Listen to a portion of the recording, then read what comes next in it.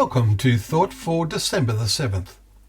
Our readings are Job chapter 9, Micah chapter 5 and James chapter 1. And our thought is, the testing of your faith produces. As we near the end of 2022, most of us live in circumstances that are increasingly testing our faith, and we meet trials of various kinds.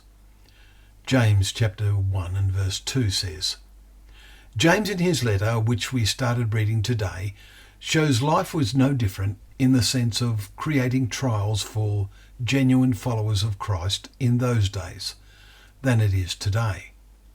James tells us what the testing of our faith should be producing. Let us examine ourselves to see if this is true for us in our lives today, whether the testing of our faith produces steadfastness. And then, says James, we must let steadfastness have its full effect, that we may be perfect and complete, lacking in nothing, as he says in verse 4.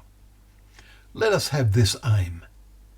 Nearly all of us are surrounded daily by worldly wisdom, which we know the kind of wisdom we should be developing. Let us make sure we are developing it. James says, if any of you lacks wisdom, let him ask God, who gives generously to all without reproach, and it will be given him or her. Verse 5. And then James adds a vital qualification.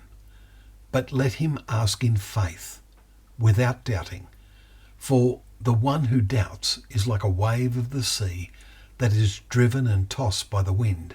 Verse 6. The winds of human attitudes and thoughts surround us on every side.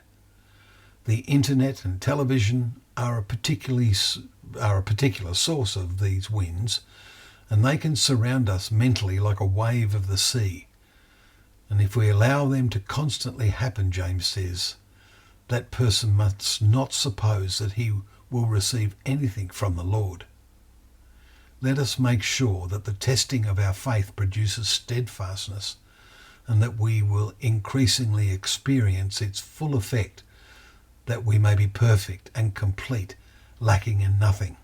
And, might I add, that we don't drown in the waves of the world that surround us.